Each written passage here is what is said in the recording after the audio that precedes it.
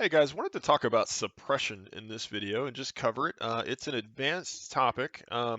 Once you understand it, man, it adds so much depth to Star Wars Legion and the game and really changes the strategy and makes some units that don't appear to be that great really come alive and just become incredibly powerful if you know how to use them. And so uh, suppression is actually tracked using these tokens. And again, the idea behind it is if you're being shot at in real combat, most people, at least most smart people, aren't just going to stand there and stay out in the open.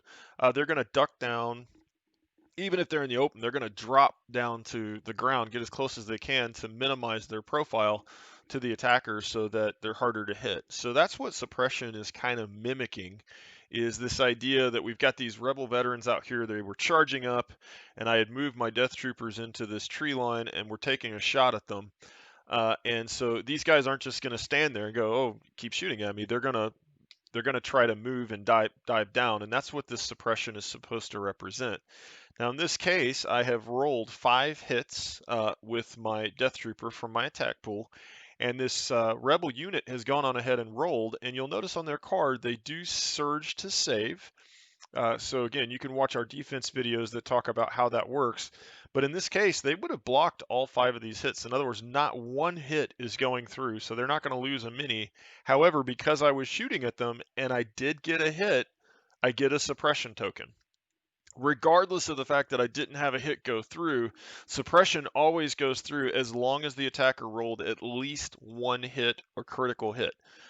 That's how it works. And so again, even though these were blocked, so let's say they only blocked, these were blank and they blocked 3, they would actually lose, let's see, I think I can do it like this. How's it go? There we go. 2 blanks and 3 saves. Well, what would happen is they would lose 2 minis and they would still gain a suppression token. They get it no matter what. Um, but let's say they saved all 5, and so they've got this suppression right here.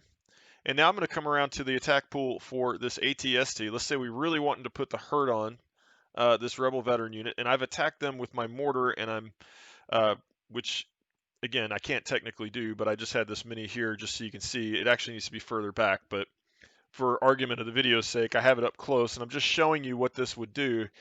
So in this case, again, I have rolled my 3 white dice for my attack. I've gotten 1 hit.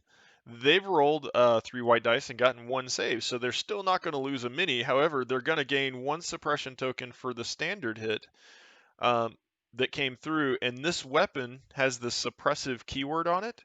So that means they gain 1 extra suppression token. So now they're up to 3, and this really comes into play, guys, with this card here. You'll see on every unit card for troopers, they have this yellow value right underneath their health. That's called their courage value.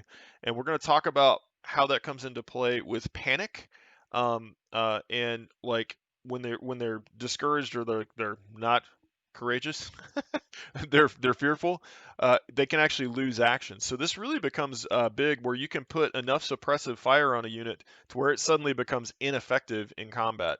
Um, and the only other scenario I wanted to show you really quickly, I'm going to take these back over here. Let's say, for example, I rolled all blanks with this weapon. Um, Obviously, they're not going to roll any defensive dice because there were no hits that went through, and no suppression can go through because I didn't hit. That's like you missed by a mile, so you're not going to duck and cover when you're not even being hit. So that's the basics of suppression and how you work. If you have the suppressive keyword on your card with the weapon pool that you're attacking with, if you roll even a single hit, you're going to put 2 suppression tokens on the unit that you hit. If you don't have the suppressive token and you roll a hit, it doesn't matter if I rolled 5 hits and let's say 4 of them went through. I'm taking away 4 minis and I'm still only putting 1 suppressive token. So it's not about the number of hits you roll. 1 hit or 5 hits, they still apply just 1 suppression token. Unless you have the suppressive keyword, then you put down 2. So that's how that works. So in this next video, we're going to cover panic and courage and how that comes into play.